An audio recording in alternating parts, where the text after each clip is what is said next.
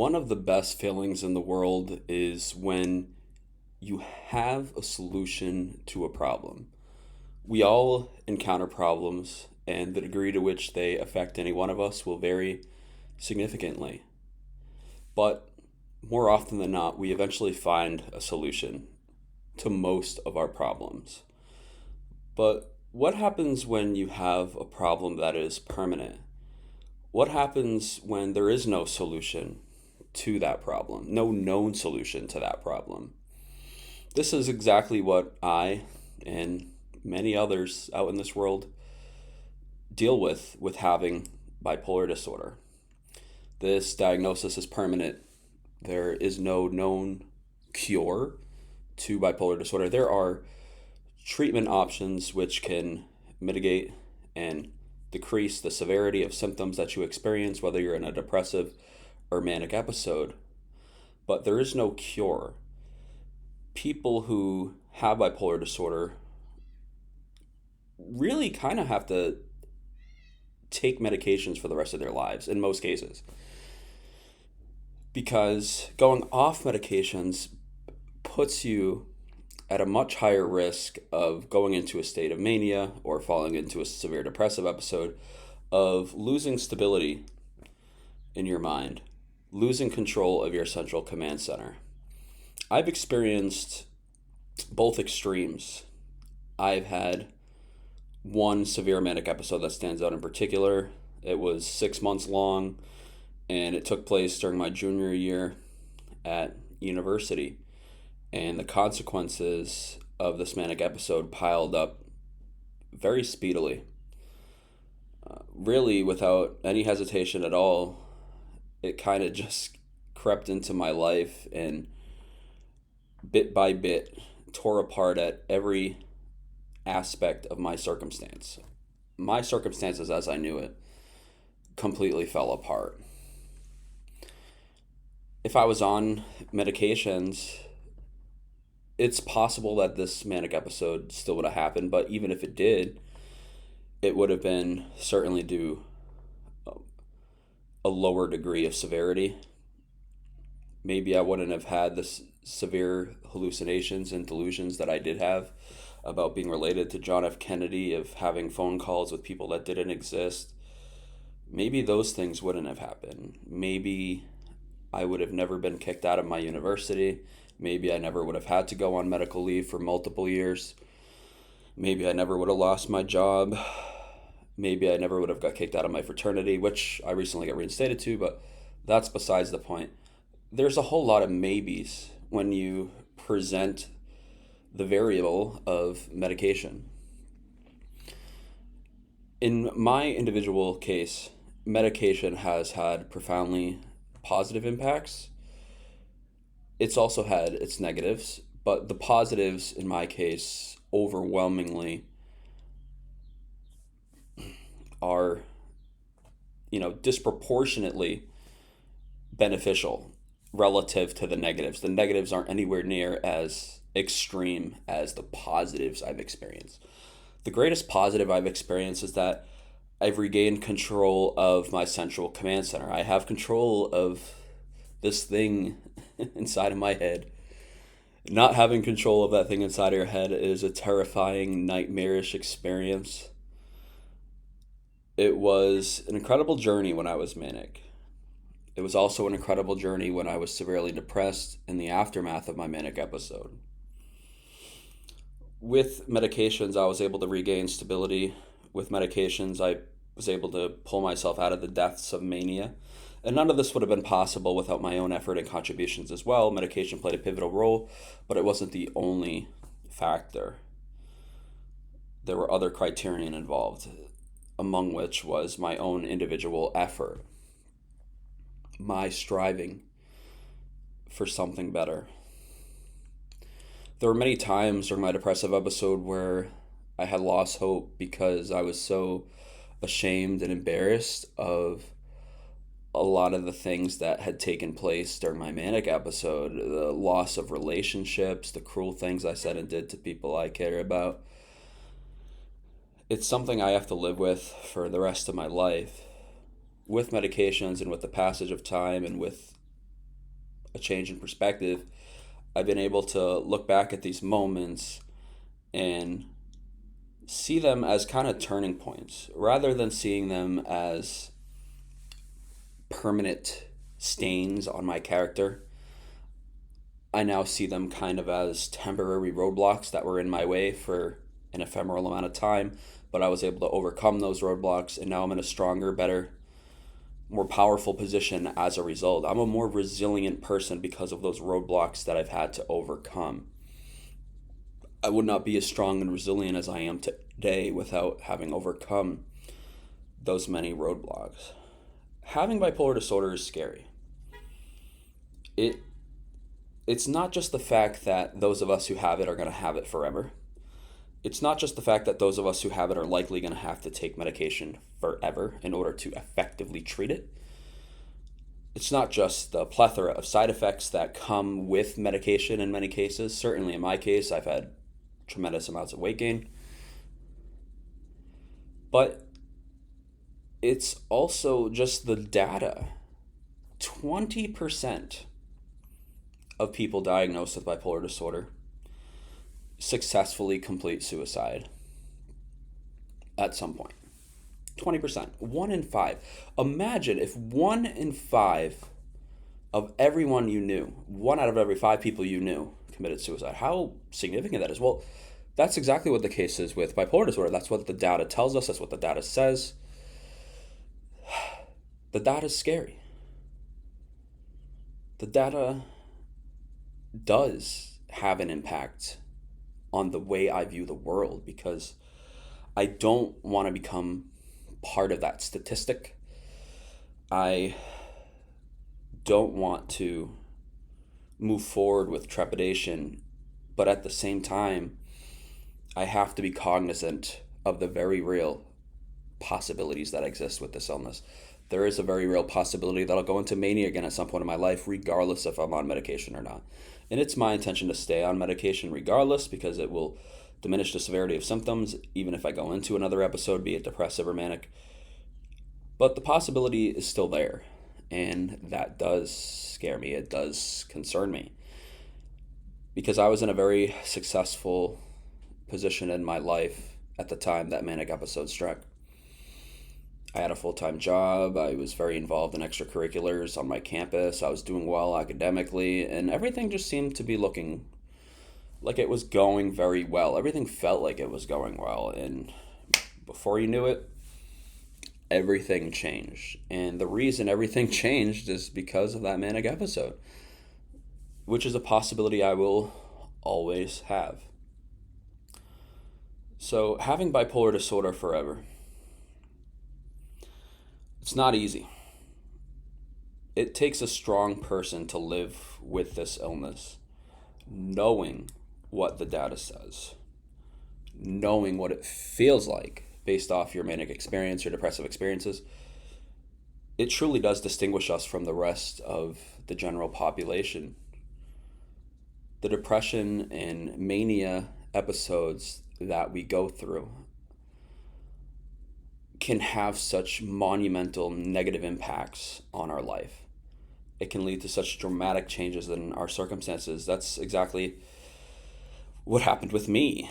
There was about a 1.5 year, 2 year period after my manic episode, for instance, where I was largely just in bed, lying down, passing away all my hours laying down, because I was ashamed of what had transpired, because I was afraid something like this could happen again, because I had this irrational belief that everyone knew about what happened to me, and that if I went outside, everybody would be reacting and deriding me, laughing at me scornfully because of the things I had said and done, and because of the fool I had made of myself. And of course, I ultimately discovered that was not the case. Not everybody knew. A lot of people knew in my life, in my circle, because I made posts on social media, Snapchat, Twitter, Facebook, Instagram, sporadically, in community forums, on fraternity posts, and all kinds of groups that I was a part of, to friends I've known for years. And so a lot of people did know.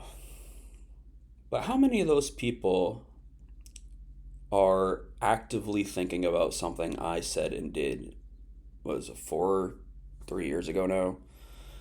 People are so preoccupied and busy with their own lives, they're consumed by their own problems. It's highly unlikely that they're thinking about things that I said and did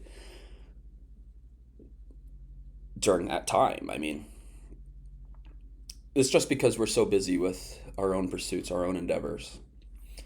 And so that irrational belief, although it existed, it was an irrational belief. And I'm glad that I was able to come to that realization with time. I'm fortunate I was able to develop a more positive perspective and put my own little spin on everything that went down this whole ordeal. Because at the end of the day, I know that I came very close to losing my life during that manic episode and during my depressive episode. I engaged in such high risk behaviors during my manic episode. I became very suicidal during my depressive episode, and at any moment I could have gave up completely. I could have surrendered all hope, and I don't know what my life would look like today if that were the case, because I don't mean for this video to come across entirely negative, because there's a lot of positive coming across my life, but I'm just trying to emphasize the reality of what it is living with this illness. We always live with the possibility that we'll have another episode that will deal with life-altering consequences once again, that will reach that rock bottom void once again. And it's tough to climb out of that void. There's a reason why that suicide statistic is so disproportionately higher than the general population. It's because what we're dealing with is no easy task. It's turbulent. It's arduous. It's immensely difficult to persist through the obstacles that bipolar disorder presents.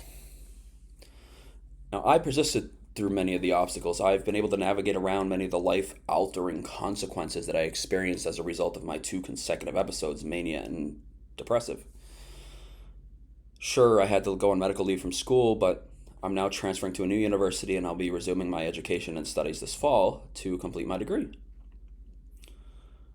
And, sure, I lost my job, but I was able to get back into the workforce for a period of time. I worked for 7 months as a shift lead at a pharmacy chain, and even though I don't have that position now, there was a time when I thought I would never get back into the workforce at all. So it is a very huge milestone on my journey of recovery, the fact that I was able to get back into the workforce, and I'm confident and know that I'll be able to handle jobs again, that I'll be able to handle a career if I find the right one that allows me to have balance in my life.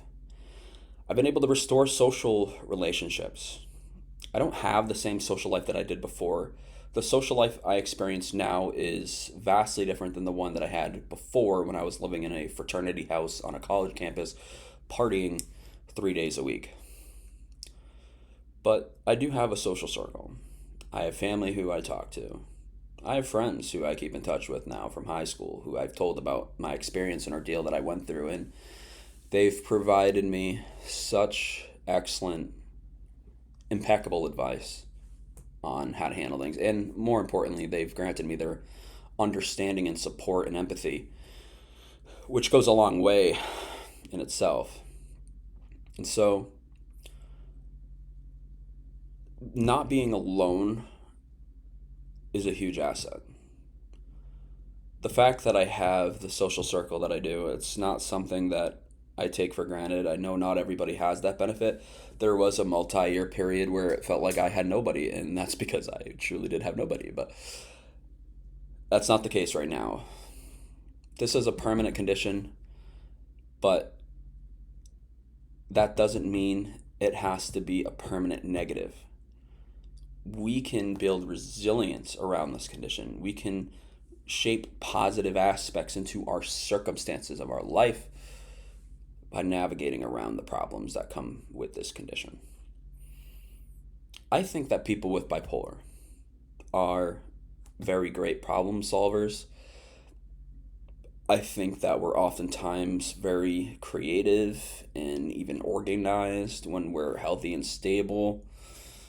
And because of what we go through, I think in particular that we have a very high emotional intelligence. And I know I'm kind of generalizing here, but who cares? Anyone who goes through what someone with bipolar goes through it and makes it to the other side is going to be possessing a great deal of empathy, because you don't want anyone else to go through what you went through or are going through. It's certainly been the case with me that I do care a lot about what happens to other people in my social circle, in my community, in this world. I don't want other people to get hurt. I don't want other people to experience the dark sides of mental illness, the very real dark sides that can creep into our lives. And I want to be an advocate as much as I can, do everything within my power to be a spokesperson for those who have the same struggles that I do. It doesn't have to be bipolar disorder in particular, or it could be any type of mental illness. It could be schizophrenia, it could be schizoaffective, I could go on and on, but it could be any mental illness. I don't want anyone else to suffer under the pressure and weight of that mental illness. I want people to understand that there is hope out there for a better life. I've turned my life around, and I thought that there was no hope of me doing so at one point, which is ironic considering that now one of the messages I spread on my channel is to never surrender hope. I made a mistake in giving up hope, but I realized the error of my ways. I realized that it was erroneous of me to do so, and I understand why I did so, given the circumstances I was dealing with, the things I was coping with at the time. But what matters is that my thinking is in the right spot now. My mindset is in the right spot now. The trajectory I am on is a positive one. And without question, I know that these next few years are going to be critical in my life. I'm returning to school to finish my education. If I finish my bachelor's, I'll be in a strong position to then start applying to law schools. And I've already taken the steps now to prepare myself. I'm assiduously working and studying LSAT prep materials in order to prepare for the exam that I'll have to take as part of the admissions process to law school. I'm doing things that other people typically neglect. I'm doing things that other people typically wait till the last moment to do. They procrastinate, and they'll do it kind of like within the last few weeks or a few months at best. I'm doing things a year ahead of time, years ahead of time, because I want to get myself into the best situation possible, because I know what I'm capable of. And I feel like after all that I've gone through, that I do deserve the best. And there's one last thing I want to share before I conclude this video. And it's about an experience that I've actually had in church many years ago. This is a time period where I was feeling very alone in my life. This was before my bipolar disorder diagnosis. This was a time when I was chronically absent from high school, and it was uncertain whether or not I would even graduate. And I remember lots of my family being angry with me at the time, and I was experiencing a great deal of mental anguish. I felt alone. I felt betrayed. And I felt like it was all my fault in a way. And we had an activity inside the church. The pastor asked each of us to write on a note paper something or someone that we forgive that's happened in our lives. And I wrote down, understanding full well the importance of forgiveness in Christianity as a religion. I wrote down myself. I forgave myself.